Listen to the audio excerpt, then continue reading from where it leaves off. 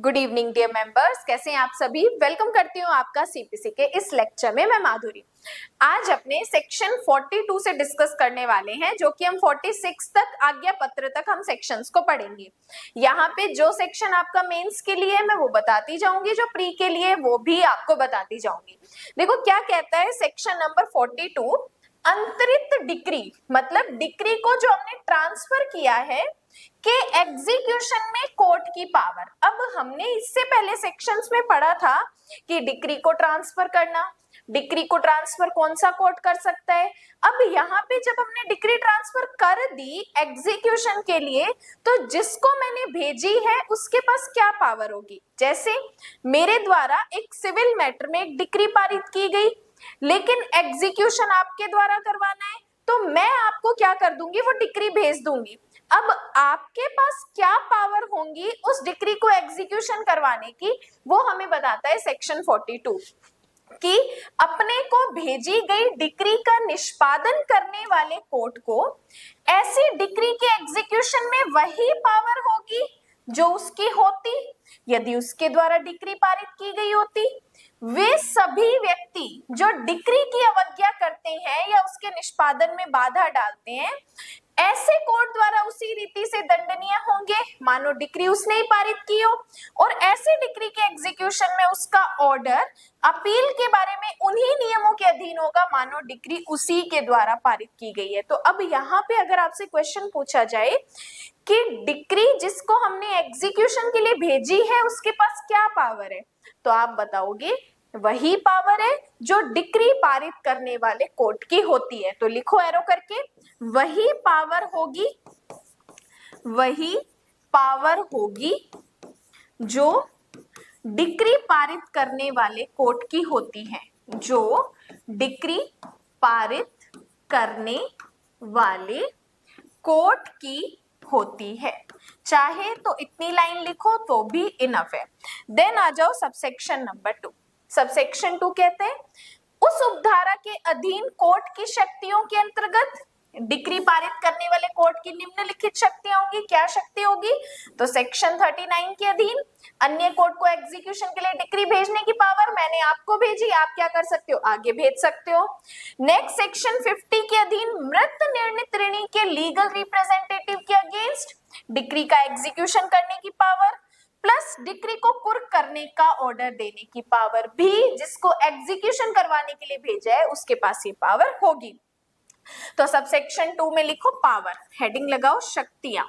Then आओ subsection 3। Subsection 3 कहते हैं कि सबसेक्शन 2 में विनिर्दिष्ट शक्तियों के प्रयोग में आदेश पारित करने वाला कोर्ट उसकी एक कॉपी डिक्री पारित करने वाले कोर्ट को भेजेगा। तो लिखो कॉपी डिक्री पारित करने वाले कोर्ट को भेजना, कॉपी डिक्री पारित करने वाले कोर्ट को भेजना। इसके बाद जो एक सबसेक्शन 4 दिया हुआ है वो छोड़ दो, वो हमें नहीं पढ़ना। देन आ जाओ सेक्शन नंबर 43 पे। देखो 43 कहता है जिन स्थानों पर इस संहिता का विस्तार नहीं है वहां के सिविल कोर्ट द्वारा पारित डिक्रियों का निष्पादन। अब देखो इस पहले टाइटल को आप समझो, क्या कह रहे हैं कि जिन स्थानों पर इस संहिता का विस्तार नहीं है, मतलब ऐसी जगह जहां पर सीपीसी का एक्सटेंट नहीं है, जहां पे सीपीसी लागू नहीं होती, वहां के सिविल कोर्ट द्वारा पारित डिक्री का एग्जीक्यूशन कैसे होगा। तो यदि कोई डिक्री जो ऐसे किसी सिविल कोर्ट ने दी है जो भारत के किसी ऐसे भाग में है जहां पर सीपीसी लागू ही नहीं होती, या ऐसे कोर्ट द्वारा पारित किए जो सेंट्रल गवर्नमेंट के प्राधिकार द्वारा भारत के बाहर है, उसे पारित करने वाले कोर्ट की अधिकारिता के भीतर निष्पादित नहीं की जा सकती। तो इसमें उपबंधित रीति से अंडरलाइन करो वह उन राज्य क्षेत्रों के जिन पर इस संहिता का विस्तार है किसी भी कोर्ट की अधिकारिता के भीतर निष्पादित की जा सकेगी। पूरे सेक्शन का मेन पॉइंट हमारे पास यहाँ है कि जिन स्थानों पर सीपीसी नहीं है वहां के सिविल कोर्ट ने अगर डिक्री पारित कर ली तो फिर एग्जीक्यूशन नहीं हो सकता। तो एग्जीक्यूशन कैसे होगा, तो उन राज्य क्षेत्रों में उसका एग्जीक्यूशन होगा जहां पर इस संहिता का विस्तार है किसी भी कोर्ट की अधिकारिता के भीतर एग्जीक्यूट की जा सकेगी। तो सिर्फ आप सेक्शन 43 का टाइटल और लास्ट वाली लाइन लिखते हो तो उतना भी अपने लिए इनफ है। देन 44 कहता है कि जिन स्थानों पर सीपीसी का विस्तार नहीं है, वहां के रेवेन्यू कोड द्वारा पारित डिक्रियों का निष्पादन। अब स्टेट गवर्नमेंट क्या करेगी, ये डिक्लेयर कर सकती है कि भारत के ऐसे किसी भाग जिस पर इस संहिता का विस्तार नहीं है, रेवेन्यू कोड की डिक्रियों का या ऐसी डिक्रियों के किसी वर्ग का राज्य में ऐसे निष्पादन किया जा सकेगा मानो वे उसी राज्य के कोर्ट द्वारा पारित की गई है। तो रेवेन्यू डिक्री भी हम वैसे ही पारित करेंगे जैसे कि हमारे सिविल कोर्ट ने ही वो डिक्री दी है। तो सिर्फ दोनों सेक्शन 43 और 44 सिर्फ प्री पॉइंट ऑफ व्यू के लिए, मेंस का ऐसा कोई क्वेश्चन नहीं बनता। देन आ जाओ 44A, कहता है व्यतिकारी राज्य क्षेत्रों के कोर्ट द्वारा पारित डिक्रियों का निष्पादन। देखो व्यतिकारी राज्य क्षेत्र, व्यतिकारी राज्य क्षेत्र या रेसिप्रोकल टेरिटरीज हम किसे कहते हैं? रेसिप्रोकल टेरिटरीज ऐसी कंट्री होती है, ऐसे देश होते हैं जहां पे भारत ने उनके साथ कानूनी संबंधों का सेटलमेंट किया हुआ है। ऐसे देश जिसके साथ भारत ने कानूनी समझौता कर रखा है, आपसी संबंध बना रखे हैं, उसे हम क्या कहते हैं? व्यतिकारी राज्य क्षेत्र कहते हैं। अब देखो व्यतिकारी राज्य क्षेत्र कौन कौन से हो सकते हैं? तो भारत के साथ कानूनी संबंध किस किस के हैं? तो संयुक्त अरब अमीरात है, सिंगापुर है, यूनाइटेड किंगडम है, बांग्लादेश, मलेशिया, न्यूजीलैंड, हांगकांग, ये सारे क्या है? हमारे लिए रेसिप्रोकल टेरिटरीज है, जहां पे हमने उनके साथ क्या कर रखे हैं? आपस में कानूनी संबंध समझौते कर रखे हैं।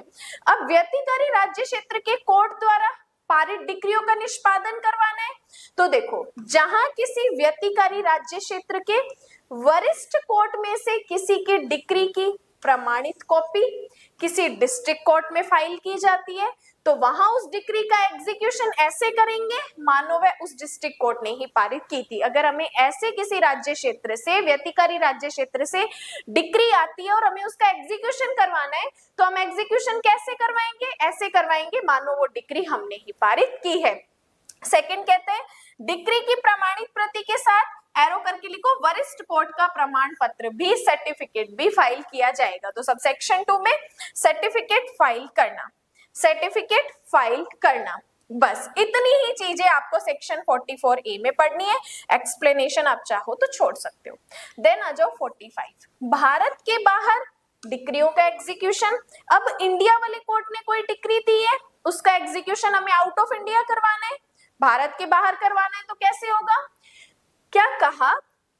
जितनी कोर्ट को किसी अन्य कोर्ट में एग्जीक्यूशन के लिए डिक्री भेजने के लिए सशक्त करती है कि इस भाग की पूर्वगामी धाराओं में उतनी धाराओं का जो ऐसे अदर किसी कोर्ट को एग्जीक्यूशन के लिए कॉम्पिटेंट करती है, यह अर्थ लगाया जाएगा कि वह किसी राज्य के कोर्ट को जो सेंट्रल गवर्नमेंट के प्राधिकार द्वारा भारत के बाहर किसी ऐसे कोर्ट में एग्जीक्यूशन के लिए डिक्री भेजने के लिए सशक्त करती है जिसके बारे में उस राज्य सरकार ने गजट नोटिफिकेशन से यह डिक्लेयर किया हुआ है।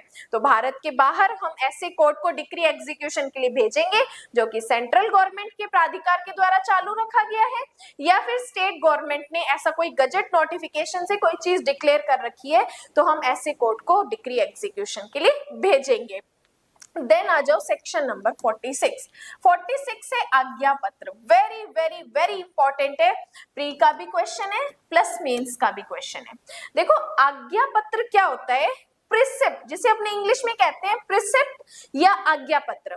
आज्ञा पत्र का मतलब होता है कोर्ट के द्वारा जारी किया गया ऐसा लिखित आदेश जिसमें किसी व्यक्ति को कुछ करने या कुछ न करने, मतलब रोकने के लिए कोई ऑर्डर दिया जाता है, उसे कहा जाता है आज्ञा पत्र।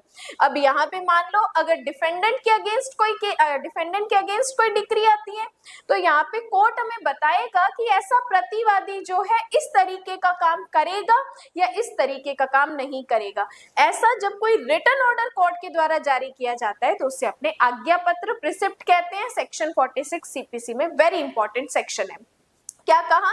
जब कभी डिक्री पारित करने वाला कोर्ट डिक्रीदार के आवेदन पर ठीक समझे तो वह किसी ऐसे अन्य कोर्ट को जो डिक्री के एग्जीक्यूशन के लिए सक्षम है यह आज्ञा पत्र निकाल सकेगा कि निर्णित ऋणी उसी आज्ञा पत्र में निर्दिष्ट कोई भी संपत्ति क्या कर ले, कुर्क कर ले। तो सब सेक्शन 1 में लिखो निर्णित ऋणी की निर्णित ऋणी की संपत्ति कुर्क करना, संपत्ति कुर्क करना। अब ये जो ऑर्डर, जिस लिखित आदेश दिया जा रहा है उसे हम क्या कहते हैं?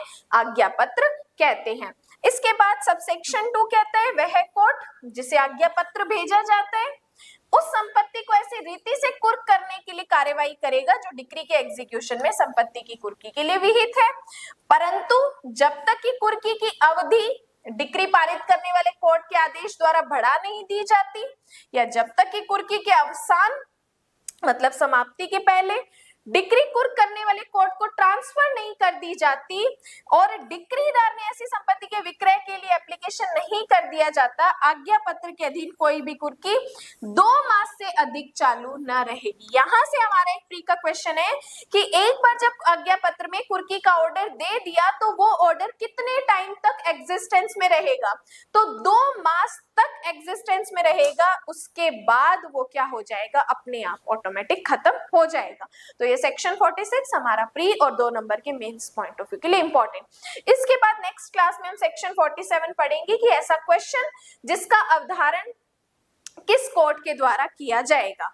इसी के अलावा 59 वालों मेंबर्स जो आप सीपीसी की क्लास देख रहे हो, 399 का एक न्याय यात्रा बैच भी चल रहा है। अगर आप इस 59 को उस 399 में अपग्रेड करते हो तो डेली मंडे टू फ्राइडे आपको बीएनएस के लेक्चर मिलते हैं। पॉक्सो वहां पर हो चुका है, पॉक्सो आपको कंप्लीट मिल जाएगा। डीवी चल रहा है, सेक्शन 11 तक हम डीवी कर चुके हैं और साथ ही साथ जो सीपीसी के आपको लेक्चर मिल रहे हैं वो मिलते रहेंगे। जो बीएससी यहाँ पे कंप्लीट है वो भी आपको वहां पे मिल जाएगा। आप इस मेंबरशिप को अपग्रेड कर सकते हो, प्लस साथ ही साथ अपग्रेड करने पे 59 आपके माइनस हो जाएंगे और बाकी के 399 में से 349 या कुछ रुपीस आपके कट होंगे। इसी के साथ अगर आप अपना पेड बैच ज्वाइन करना चाहते हो तो पेड बैच कर सकते हो। एक मंडे से अपना भारतीय साक्ष्य अधिनियम स्टार्ट हो रहा है। अगर आप सिंगल सब्जेक्ट की लाइव क्लासेस ज्वाइन करना चाहते हो तो वो भी कर सकते हो। मेंबर हो तो आपको सिर्फ और सिर्फ 999 में ये भारतीय साक्ष्य अधिनियम की live classes with notes test series आपको मिल जाएगा। बाकी आप मुझसे व्हाट्सएप पे कॉन्टेक्ट करके बाकी की डिटेल्स पूछ सकते हैं। बाकी आज के लिए धन्यवाद एंड जय हिंद।